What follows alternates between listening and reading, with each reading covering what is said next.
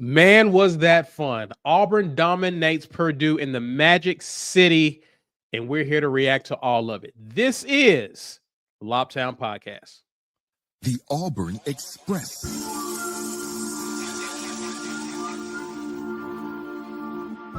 You are now listening to the War Report, Lobtown Podcast.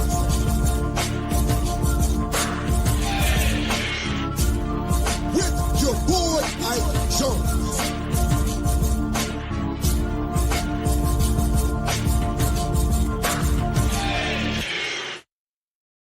I am not Ike Jones. I am C-Dub 1/4 of the War Report, but joining me is good company. I'm joined in a podcast mashup with Ben of the Jungle Podcast, joining me here to recap an amazing day. Ben, wasn't that fun?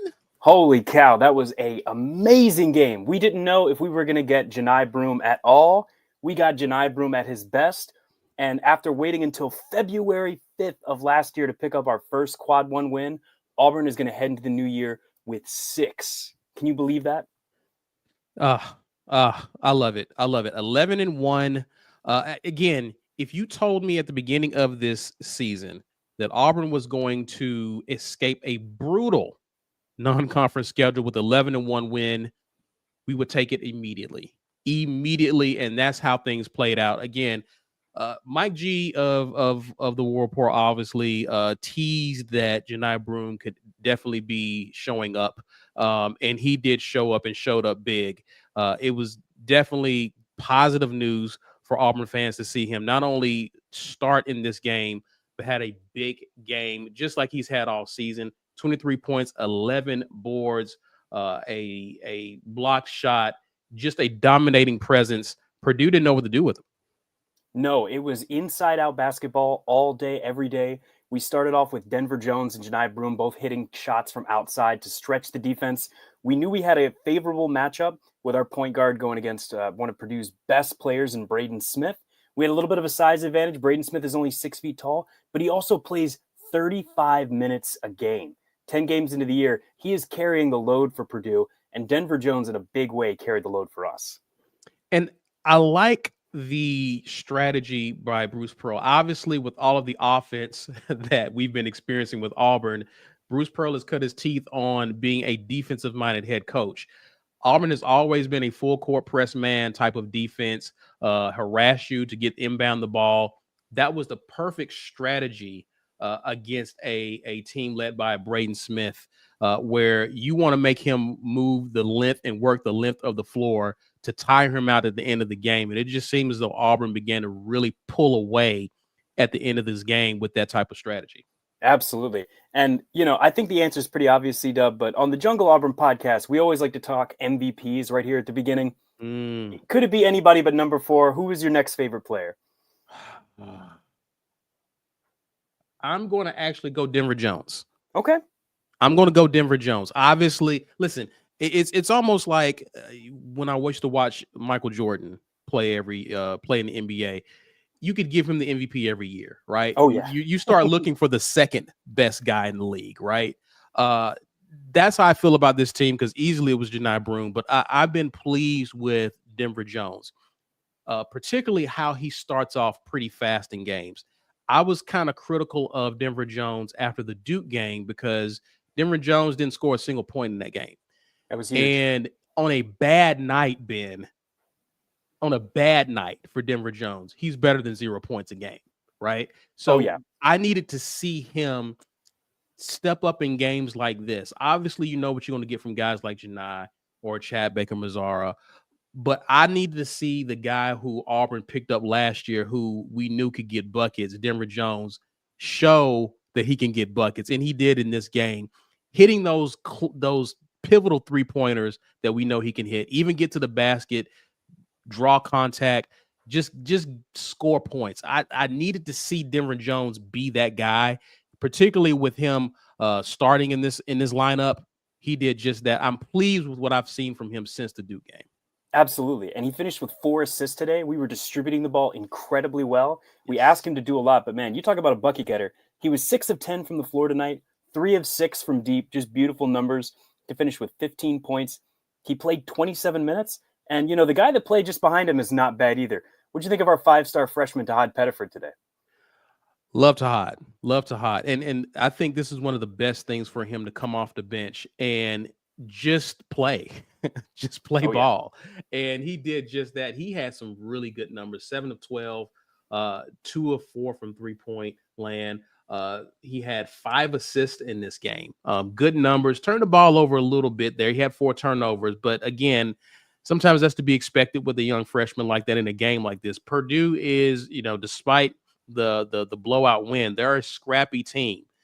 We saw them jumping in passing lanes early and often throughout this game, so that tends to happen. But I've been very pleased with how Auburn is bringing Tahad Pettiford along and allowing guys like Denver Jones to play off the ball some. So I'm Yeah. pleased with his progress this season. And there's one more guy we got to talk about tonight. He was all over the floor defensively, but he made some great, great shots on offense. Chad Baker-Mazara seemed like he was everywhere today. He had 5 rebounds, 6 assists to lead the entire team, and finished 4 of 7 from the floor. He's now gone 2 games without hitting a three-pointer, but typically in Bruce Pearl systems, guys have a lot of free reign to take shots, and Yeah. some guys can shoot us out of games. It's nice to see a mature senior like Chad Baker-Mazara, when his shot's not falling, look and find other guys on the floor, attack from all 3 levels, and score from all around. Again, he was just 4 of 7. I mean, very efficient game. But guys like Chad Baker-Mazara affect the game in ways that don't even show up on the stat sheet. When you talk about how important Janai Broome is to this team, you have to also go next to Chad Baker-Mazara and how important he is. I think it was in the Maui Invitational when he had to run to the locker room for a minute.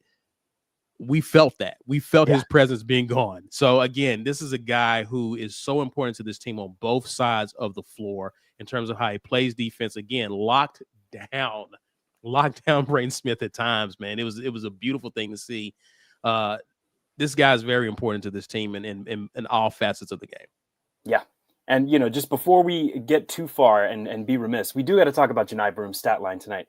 I mean, 4th time out of 5 against ranked competition that he has a double-double. And as the broadcasters mentioned, that other time he just had 9 rebounds. So, pedestrian stuff for our big man.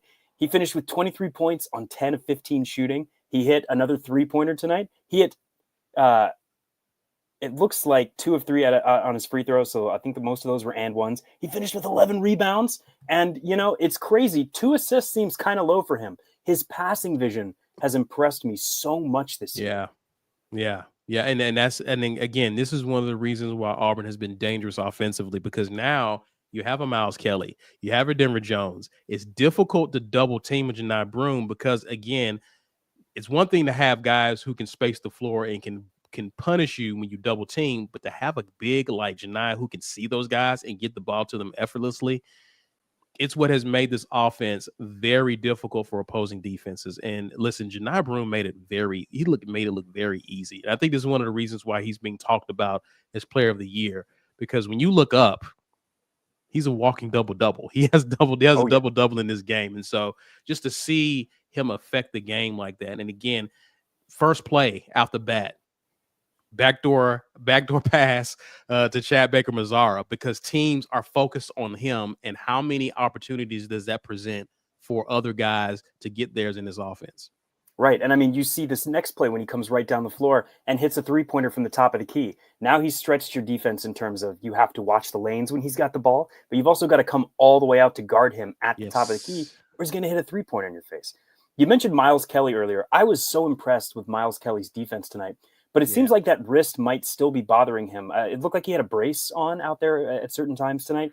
He finished 2 of 8 from the floor and only 1 of 5 from 3, but he's one of those guys that it's just incredible to watch how he doesn't let his offense dictate his defense. Even if he's having an off-scoring night, he's fighting through screens. He was one of the guys guarding Braden Smith to start this game and really used his length to make things difficult. Absolutely. And this is a guy who, even though his shot didn't fall, he feels a lot more comfortable in his offense. I loved his movement off the ball. Ben, this is a dangerous offense, especially if that shot starts falling. I mean, it I has been mean, falling throughout this season, but if his continuous movement, right, the backdoor cut, if it's not there, he's running to the behind the 3-point line. yeah, His and movement in this game has just been tremendous. that has been the one thing that Bruce Pearl has gotten every single player that he's brought in to buy into. This off the ball action. The way guys move Yeah. without the ball, the way they set screens for each other, the way they break off of those screens and crash into lanes. I mean, our backdoor cuts off the flex were there almost all day. And you know what I'm noticing, and I've noticed it all year, we struggled a little bit against Duke because they had a size similar to match us.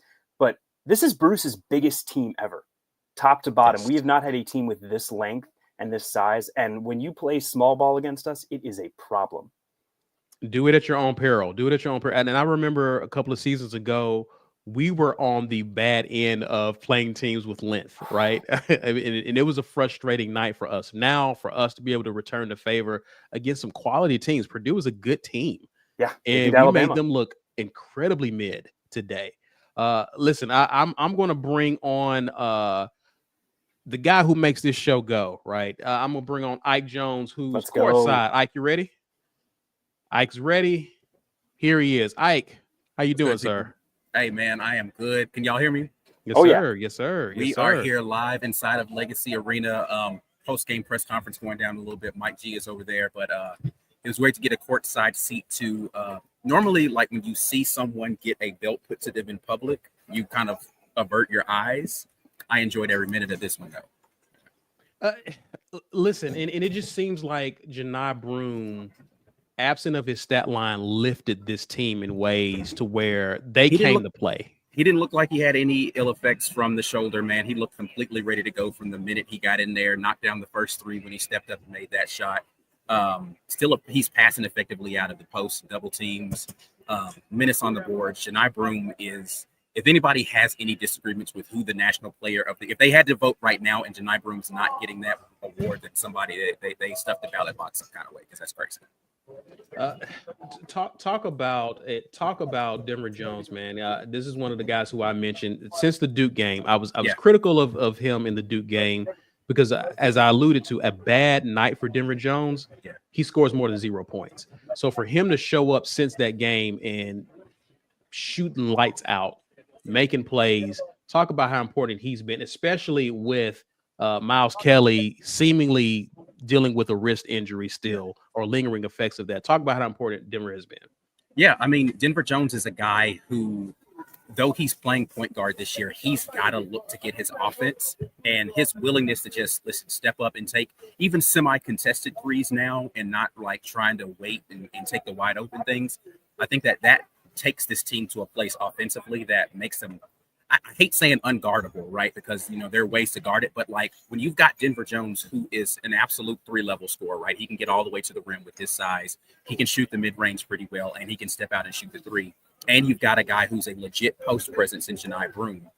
It's like, where do you go to stop that team defensively, right? Because if you doubled Broome, then you're leaving shooters, like knockdown shooters, open. When Miles Kelly's wrist gets, like, after he gets back from, hopefully they give him a little bit of a rest. When Miles Kelly's wrist gets right, man, God, this team's going to be so good to watch. What was the mood from Bruce Pearl after this game? Because he has one more non-con left in Monmouth, and Auburn has, outside of a really close battle with Duke, almost came out of the non-conference schedule unscathed. Obviously, you got one more to go, but what's the mood like with this team going into what appears to be an incredibly difficult SEC conference schedule? Well, Coach Pearl is overdoing the press conference right now, so I didn't get a chance to listen to that on that yet. But I think one great moment for me just watching this on the sideline, I'm pretty sure the camera caught it, but Chad goes to the bench with about 4 minutes left in the game, and he goes and he sits down, and he goes over and he like points at the crowd, and he's like, "Hey, cheer for like they cheered when Janai came off the court. It's like Chad just came off the court. Cheer for this man." He made Chad stand up and get his praise for how he played today. It's just Bruce Pearl being in the moment, man, and recognizing, show some love to these guys that are out here competing. And they seem locked in. They seem absolutely locked in. They're not taking any team for granted. They haven't walked through a single game this season, and that is encouraging to see. How impressive was it in terms of the game plan? Obviously, this is a different Purdue team. They're missing their big guy who's off to the league now. Uh, a lot of their production is coming through some of the smaller guys, their point guard. Auburn is known to do press man and make you move the ball the length of the floor, work the length of the floor. It seems like there was a special emphasis on that today with the intent to tire out Purdue as the game went on. Yeah, I mean, I think because Purdue, how they function offensively, they just wanted to make them take a little bit more time before they could get into their sets, so they had less time to run their action and speed them up in the half court. And it worked really well for them because they did seem a little flustered in their half court stuff today. So excellent job on the scout. I don't know. He's going to give credit to whoever did the scout. He does it every single time when he goes in there to the press conferences. But this was a good scout defensively. And then the adjustment at the half that they made in the half court offense, where they got 2 easy lobs coming off of the same action. They just ran it to opposite sides of the floor. That's an amazing halftime. Hey, we saw this. Let's go try to see if we can implement it coming out of the half. And they did it amazingly. Yeah. Man, this staff they're firing on all cylinders right now. Now, Ike, that's fantastic in-person analysis. I got to watch Auburn play in person last year when they came to New York. It's just a different thing getting to see Janai Broome in person. But I got to ask you about one other guy that I feel like really passes the eye test in person. We're seeing some serious minutes from Ja'Kai Howard right now. How high does he raise this team's ceiling as he continues to improve as a freshman? I liked Ja'Kai the minute I saw him play in the exhibition game, just the way that he was willing to go out and really dig in defensively. That's the first thing that I noticed about both he and Tahad Pettiford is like they bought into the idea that we're going to have to play defense to get minutes for this team. And his athleticism allows him to play very fluidly on the defensive end, switching a lot of stuff. But offensively, he's knocking down open threes right now. And the threat of him going backdoor for the lob is always there. And it makes you want to throw that a little bit more than you probably would to anybody else. And they're doing a good job of just finding him in the open court. This game, I think this is the best game I've seen Ja'Kai Howard play. And here's why. I don't feel like he forced a single shot in this game. There were some other games where I felt like he forced some stuff and he was kind of just he played within the flow of it. He had good defensive minutes and he took open shots. He made some good highlight stuff. Like this was the best game I've seen him play in an Auburn uniform so far. Do you think a lot of that has to do because he's playing more minutes, so he's now able to kind of trust and play within the system as opposed to try to prove himself?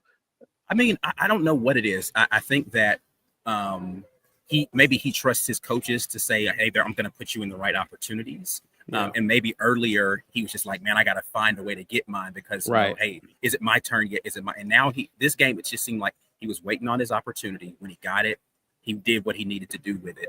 And he's a guy that I think, with the way this team is unfortunately still a little too foul happy, especially on now.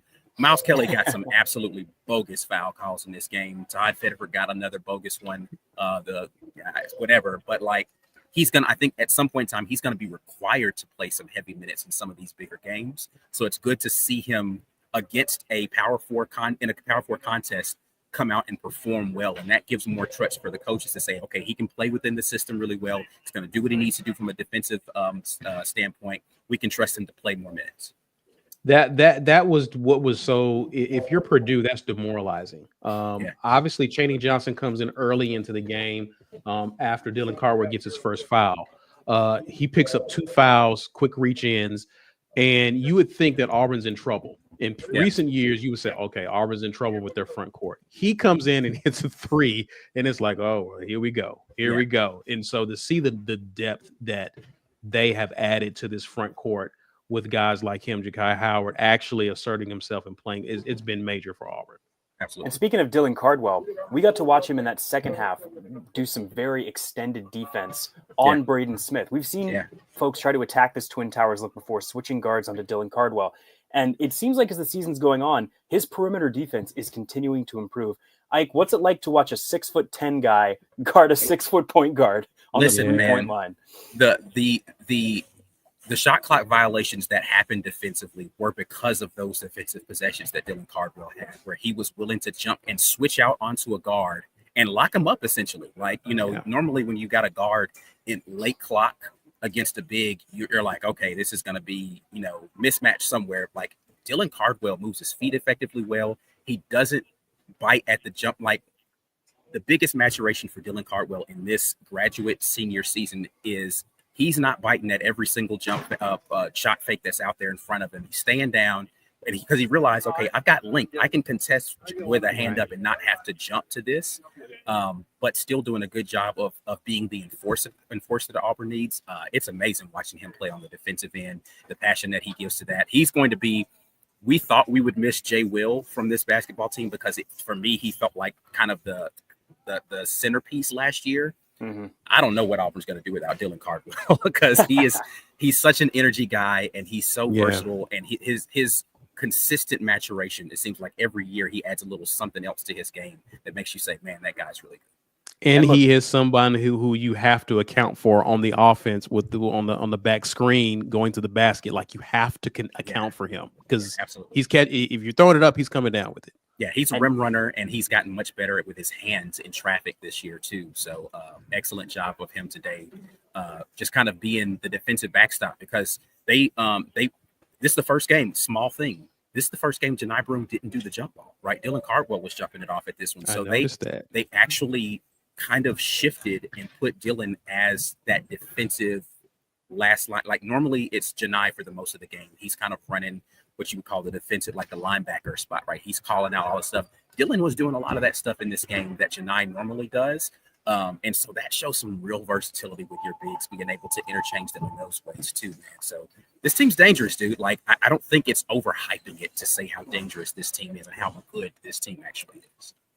Yeah, we love talking about the block party. Auburn finished winning the blocks 6-1 tonight. It's not a ton of blocks, but I feel like each one of them was so demoralizing and led to Purdue just seeing ghosts. We also won the turnover Miles battle. Kelly's block. Sorry to cut you off here, but Miles Kelly's block was nasty. That was just thing of beauty. Gentlemen, Tahad Pettiford got a block tonight. Our 6-foot point guard got in on the block party. Can you believe that? Tahad's athleticism, like, okay, Ja'Kai Howard, absolute athletic. I think Tahad might be equally freaky athletic, just he doesn't have the size. Just, man, like, watching him again, you know, like, the difference seeing it live. And I've been to a few games, right? So I've seen it, but like the elevation that Tahad gets on his mid-range stuff and his ability to kind of finish inside. And then, you know, of course, in the open court, like, he finishes it. Like, he's not one of them I'm barely dunking it type of situations. Like, he's legitimately flushing it in the open floor. His athleticism is top tier. Was not expecting that, Ike, on the fast break. Was not. That's again, all the 5-star we thought he was going to be, and then some. Oh, yeah. Big time. Guys, go ahead, Ben. Real quick, we finished tonight 9 turnovers. Good. 9 first turnovers. How many were in the first half? Because it was quite a few. I don't have the first half stats yet. I can pull that up really quick, but I will tell you that we finished 9 turnovers to 24 assists. Yeah. On what looks like 36 made baskets. I mean, just the ball distribution. We had some sloppy turnovers early for sure, which I know is what you're leading to with that first half stat. But holy cow, did we clean it up and just put it to Purdue in that second half? Yeah. The way they came out in the second half, it really just kind of, you used the word demoralizing a few times, and it really is like they made it clear, okay, whatever you guys just talked about in the half about coming back in this game, just go ahead and erase that off of your board and start again, because they did a really good job on both ends. I mean, you get a turnover out of the first possession, you get the lob out of the first offensive possession, you come back down, and I think you get another rebound, you go back down and you get another. Like, it just was like out of the half immediately 6-0, where it was like, okay, you're feeling good, you hit a 3 to end the half, and it's like, yep, we're going to snatch all of that confidence right back out of your hands. Yeah, so we had 4 turnovers in the first half. So it felt like we had quite a few in those first early possessions, and then we just absolutely locked it down. We had 5 in the second half, but some of that was just, a little bit of sloppy ball late, a little bit of going for some highlight dunks, that type of thing. Yeah, absolutely. Yeah, it was just sloppy play at the end, but for the most part, I think second half they did a great job of taking care of the basketball. Gentlemen, let's get to some of your comments. The comments that we have. A lot of you guys watching with us. We appreciate you hanging out after an Auburn beat down of Purdue. What a night! What a weekend! Happy to see Auburn end on such a high note, beating another 4 4 AP 25 wins, guys. That's incredible. Flex Machine here says Wardam Eagle, total beatdown. Hate that they closed the gap the last 2 minutes, but my Lord, we are good. Yeah. Yes, we are. Yes, Flex we Machine, are. good to see you in the chat. Kingsley Moore, appreciate you being here with us. He says it was a dunk fest out there tonight, and damn did they make it look easy. The off-the-ball action is elite, so are the screens they set for each other. I could go on and on. This team is so much fun. Yeah, a lot of potential offense with this team. A lot of potential offense. D. Lev says if Denver can get 15 points a game along with Chad Baker-Mazara, everybody better look TF out. Yeah, Chad Baker-Mazara has finally dipped below 40% from three, but he's holding high at 39, which means we have 4 guys on this roster shooting 39% plus from deep. insane. Again, if Miles begins to heal from that wrist injury, it's really going to be bad for opposing teams. Pocket Watch says, love this collab. Hope to see it more often. Hey, listen, we look to bring more of these to you. Appreciate you being here with us. Kingsley Moore says, believe Stephen Pearl will be the next coach at Auburn when Bruce hangs it up. Thoughts, gentlemen? I mean, listen, I think that's pretty much been the plan for a while. If they can keep other teams away from trying to poach him before Bruce Pearl decides to hang it up, I think that, there's no reason why you don't just turn the clipboard and hand it off to Stephen. He's already doing a lot of the grunt work, and, it's definitely different being the head coach and trying to find somebody to be his Stephen Pearl. Right. But, man, it makes a ton of sense to me. I don't see why you wouldn't. Yeah, Stephen Pearl's had some of our best scouts, I believe, including the Houston game this year. You can see that he understands the X's and O's just as well as his dad does. And Bruce Pearl has really assembled an amazing staff. I mean, Ira Bowman is a fantastic recruiter. We know Mike Burgomaster and his offensive play calling and his offensive genius. Scott Pruitt, another great guy there on the bench. I mean, he just keeps these guys around him and has managed to hold this staff together. And we're reaping the benefits. Yeah, indeed. AU Bear 1885 says this game was impressive. Ohio State is out there making Auburn look even more impressive with their lead on Kentucky. I haven't been keeping up with that, guys, but apparently Ohio State is leading in that game. I'll check a score real quick. But final thoughts, gentlemen, on what we saw tonight and just how we're feeling right now as we're nearing the end of this non-conference schedule. I mean, I think Ike said it best earlier. It's not too early in the season to hype this team. We've now watched them pass test after test after test. And realistically, we got in some foul trouble in Durham. I think you put that game on a neutral court. This Auburn team is very easily undefeated with 7 quad one victories instead of just 6, which is already an embarrassment of riches. Bruce Pearl put together the toughest non-conference schedule in Auburn basketball history. And it's looking like we're going to come out of it 11-1. Yeah, I mean, listen, I agree 100% with the assessment of Duke on a neutral floor. Auburn likely wins that game. So when you look at kind of how the teams were playing last year, and you just didn't have any quad one wins at this point last season, this team is definitely built differently this season.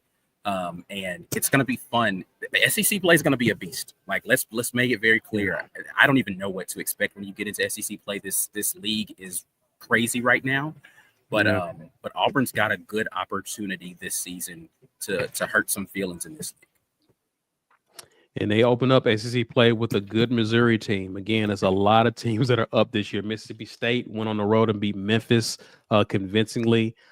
A lot of tough games laying way for Auburn. Again, whoever comes out of the SEC champion will definitely be battle tested and ready for the tournament. So a lot of good basketball left on the schedule. We appreciate everyone for being here with us. Ben, go ahead and plug the Jungle Podcast, and how can people get access to it? Yeah, listen, you can find us at the Jungle Auburn Podcast, wherever you get your podcasts. You can also find us on social media at Auburn Jungle.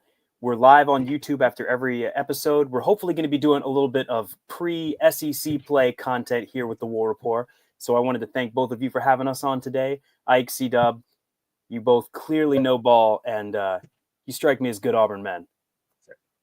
You're 2 for 2 on that, my good friend. Thank you so much for being with us. Cleveland Brown, real quick, says Auburn having a 6 quad, 1 wins when no one else has more than 3 is wild. In December, yes. Wild, very wild. Cleveland Brown also gifted 5 Warport memberships. Thank you, good sir. We appreciate you guys for hanging out with us. Do us a favor. This is great content, a great conversation. Share this video wherever you can at The War Report and use the hashtag, smash that like button and subscribe to the channel. Also, you can find us on social media. That's XIG at The War Report. You can even find us at TW Report on TikTok. Signing off. But for now, guys, enjoy the win. And as always, War Eagle. War Eagle boys.